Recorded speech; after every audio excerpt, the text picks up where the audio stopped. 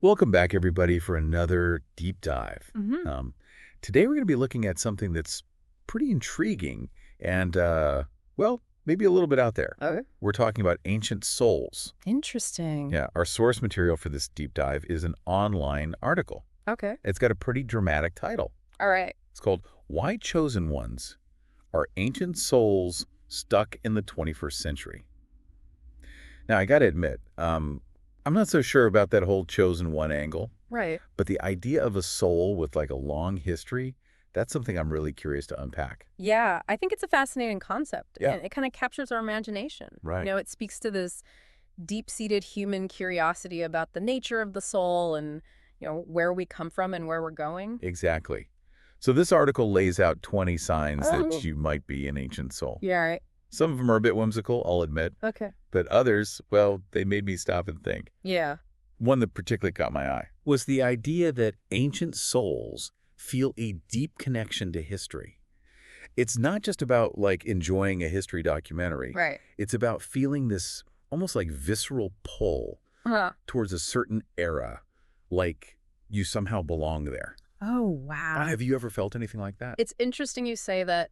There's a whole body of psychological research on personality types and their affinities for certain historical periods. Really? Yeah, like some people are really drawn to the order and the structure of ancient Rome, Okay. while others find themselves captivated by the artistic and cultural flourishing of the Renaissance. Hmm. So, could it be that what we perceive as a soul connection is actually a manifestation of our innate psychological predispositions? That's a great point. Yeah. So instead of attributing it to some mystical past life connection, Right. maybe it's just our personality expressing itself through our interests. Yeah. But where does that personality come from? Yeah. Is it purely nature or is there something else at play?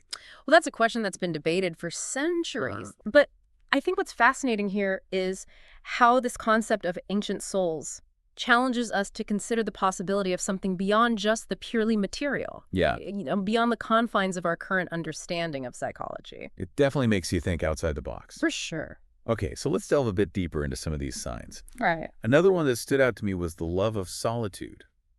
Now, obviously not everyone who enjoys their own company is an ancient soul, Right. but the article suggests that for ancient souls, solitude isn't just about needing a break from the social world. Okay. It's about craving a deeper connection with themselves, with something larger than themselves. What are your thoughts on that? Well, it's certainly true that introspection and self-reflection are essential for personal growth and development. But to frame it as a sign of an ancient soul, we'd have to explore whether this tendency towards solitude goes beyond just simple introversion. Okay. Is it perhaps a sign of a soul that's weary of the superficiality of modern life, seeking solace in a deeper, more meaningful realm? I like that. A soul weary of superficiality.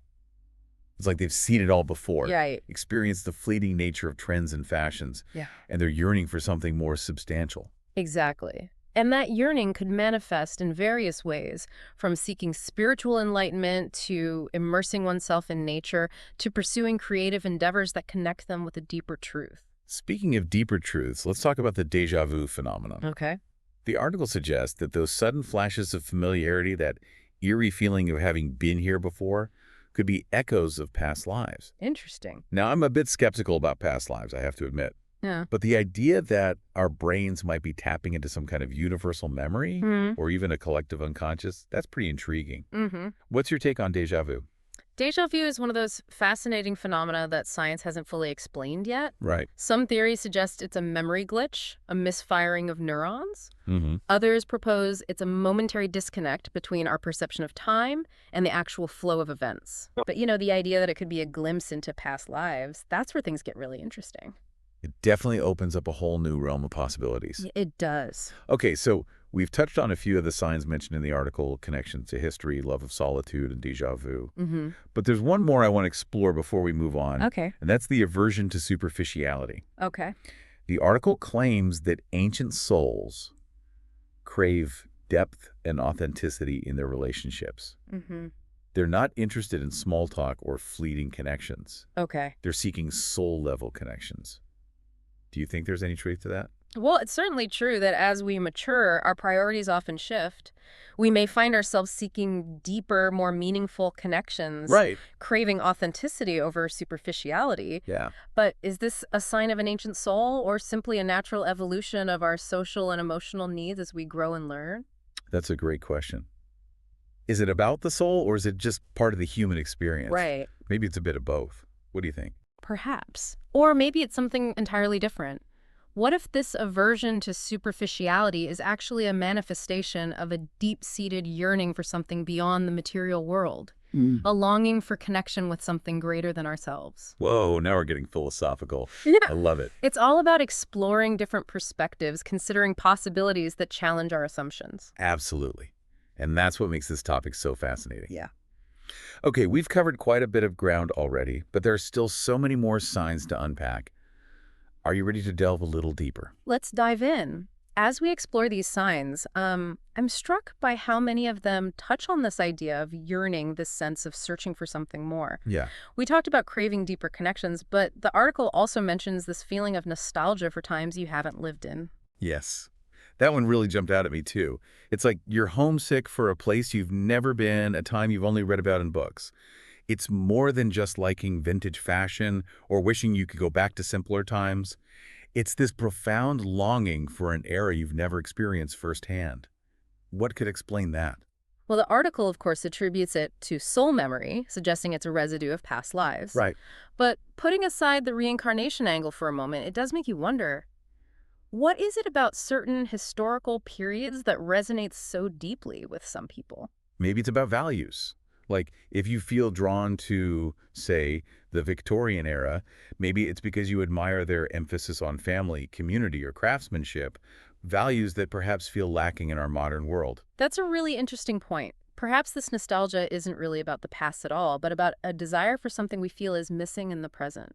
It's like projecting our ideals onto a bygone era. So it's not about wanting to actually live in the past with all its limitations, but about finding inspiration from certain aspects of it. Exactly. And perhaps exploring that nostalgia, trying to understand what it is we're really yearning for, can tell us a lot about ourselves and what we value. Okay, so maybe nostalgia isn't a literal echo of past lives, but a reflection of our present desires. But what about that other sign we talked about, déjà vu? Is that just a brain glitch, or could there be something more to it? Well, as I mentioned earlier, there are various scientific theories about deja vu, but none of them are conclusive. Some researchers believe it's related to memory formation, perhaps a fleeting sense of recognizing a pattern that's similar, but not identical to something we've experienced before. So like our brains are trying to make sense of a new situation by drawing on past experiences, even if they don't quite match. Exactly. It's like our brains are trying to create a shortcut, and that creates this weird feeling of familiarity. That makes sense. But what's interesting is that the article connects déjà vu to the broader concept of intuition, suggesting that ancient souls have a heightened sense of inner knowing. And this is where the ancient soul idea takes us beyond purely scientific explanations. It suggests that perhaps intuition isn't just a product of subconscious processing, but a tapping into a deeper well of wisdom, perhaps even a collective unconscious, as Carl Jung proposed. Okay, now that's getting really interesting. So instead of dismissing intuition as just a gut feeling, maybe there's something more to it. Maybe it's a connection to something larger than ourselves, a source of wisdom that goes beyond our individual experiences. It's certainly a thought-provoking idea, and it leads us to another sign the article mentions, a natural inclination towards spirituality. Now, this doesn't necessarily mean organized religion. It could be a broader sense of seeking meaning and purpose, a desire to connect with something bigger than oneself. Right, it could be anything from meditation and yoga to spending time in nature Yeah. to exploring different philosophical or spiritual traditions. It's about that inner yearning we were talking about earlier, but directed towards the realm of the spiritual. Exactly. And this is where the ancient soul concept intersects with various spiritual traditions that believe in reincarnation or the transmigration of souls. The idea that we carry with us the experiences and wisdom of past lives. Okay, I have to ask, do you personally believe in reincarnation? Or is it more of a metaphorical concept for you? I think it's important to approach these ideas with an open mind, recognizing that our current scientific understanding of consciousness is still very limited. Whether we view reincarnation literally or metaphorically, it's fascinating to consider what it would mean to carry within us the echoes of past experiences, the wisdom of many lifetimes. It definitely makes you think about the nature of the soul, the idea that maybe we're more than just our physical bodies, that there's a part of us that endures beyond this lifetime. Absolutely. And whether or not we subscribe to a particular belief system, I think there's something profoundly moving about the idea that we are part of a larger, interconnected web of existence. Okay, so we've talked about nostalgia, déjà vu, intuition, and spirituality. All very fascinating concepts. But the article also lists some more practical signs of an ancient soul, things like having a strong sense of justice and fairness. Yes. It suggests that ancient souls are deeply troubled by injustice and feel compelled to stand up for what they believe is right. They have a strong moral compass that guides their actions.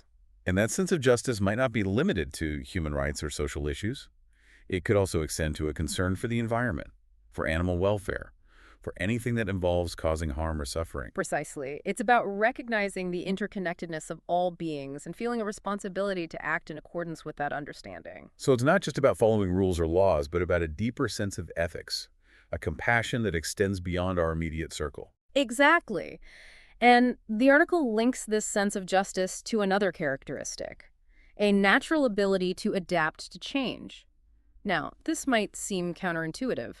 You'd think someone who's nostalgic for the past would resist change.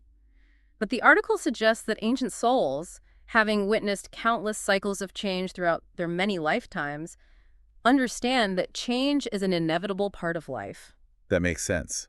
It's like they've seen empires rise and fall, trends come and go, and they've learned to go with the flow, so to speak. Yes, and perhaps that ability to adapt comes from a deep sense of inner peace, a knowing that true happiness doesn't depend on external circumstances. So even though they might feel out of sync with the modern world, they have this inner strength and resilience that allows them to navigate the ups and downs of life with grace. Exactly. They've learned that true contentment comes from within, not from chasing external validation or material possessions. Okay, so we've covered a lot of ground here, but there is still a few more signs to explore. How about we dive into those after a quick... Ooh, wait, let's not interrupt the flow. We're on a roll here. You're right. Sorry, old habits. Okay, where were we? Yes. Integrity. The article claims that ancient souls have a strong sense of integrity, living in alignment with their values, even when it's difficult. Yeah, it's interesting how that sense of integrity ties back to some of the other signs we've discussed. Yeah. Like, if you have a strong moral compass and a deep understanding of justice, it makes sense that you'd strive to live in alignment with those values, even when it's challenging. Absolutely. It's about walking the talk, so to speak. Yeah. And it's not about being perfect or judgmental, Right. but about making a genuine effort to live authentically, to be true to oneself. And maybe that authenticity is part of what makes ancient souls stand out. Right. It's like they're not trying to fit in or conform to societal expectations. Yeah. They're comfortable being themselves, even if that means being a little different, a little unconventional. Yeah. And that ties into another sign the article mentions, an appreciation for simplicity. Ancient souls, it claims, find joy in the simple things in life. They're not driven by material possessions or external validation. They're content with what they have and find beauty in the everyday. So it's not about being a minimalist or living off the grid necessarily. It's more about a mindset, a way of appreciating the present moment, finding joy in the little things. Precisely. It's about recognizing that true happiness doesn't come from accumulating more stuff, but from cultivating inner peace and contentment. And that brings us to another sign that really resonated with me, a deep sense of gratitude. Oh, yeah. The article suggests that ancient souls have this profound appreciation for life's blessings, big and small. It's like they've seen the fragility of life, the impermanence of everything, and they've learned to cherish each moment. And maybe that gratitude extends beyond just personal blessings. Right. Maybe it's also about feeling grateful for the beauty of the natural world, for the connections we have with others, for the simple fact of being alive. Exactly. It's about recognizing the interconnectedness of all things and feeling a sense of awe and wonder at the mystery of existence. You know, as we're talking about all these signs, it strikes me that there's a certain thread running through them, Yeah. a kind of wisdom that seems to come from a deeper place, a broader perspective.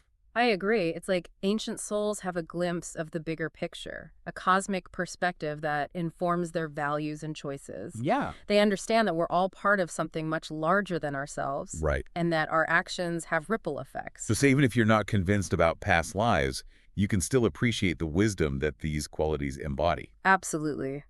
These signs can serve as guideposts, pointing us toward a more meaningful and fulfilling way of life. They encourage us to cultivate compassion, seek authentic connections, appreciate the simple things, and live with intention and purpose. It's almost like a blueprint for living a more soulful life, Yeah, regardless of whether you believe in ancient souls or not. that's a great way to put it. And it brings us to one final sign the article mentions, a natural inclination towards healing and helping others. Okay. The idea that ancient souls, having experienced their own share of pain and suffering, are drawn to alleviate the suffering of others. And it's not necessarily about being a doctor or a therapist. Right. It could be anyone who has a natural empathy and desire to help others heal and grow. Exactly. It could be a teacher, a mentor, a friend, a volunteer. It's about recognizing the interconnectedness of all beings and feeling a responsibility to contribute positively to the world. So it's like ancient souls have this innate understanding that we're all in this together, Hmm. and that part of their purpose is to help make the world a little bit better. And that's a beautiful thought to end on. It really is. We've covered a lot of ground in this deep dive, exploring a wide range of fascinating signs and concepts. But ultimately, it's up to each individual to decide what resonates with them, what rings true in their own hearts. Absolutely. It's all about self-discovery and exploring the depths of who we are. And who knows, maybe in that exploration you'll discover a part of yourself that feels ancient, wise, and connected to something much larger than yourself. Perhaps. Or perhaps we all do. That's something for each of us to ponder. Indeed. And on that note, we'll leave you with one final question to contemplate. If we did have long histories, if our souls carried memories and wisdom from countless experiences, how would that change how we approach life, relationships, our purpose in the world? What would it mean to live with that awareness, that depth of knowing? Thanks for joining us on this deep dive. Until next time, keep seeking, keep exploring, and keep embracing the mystery of it all.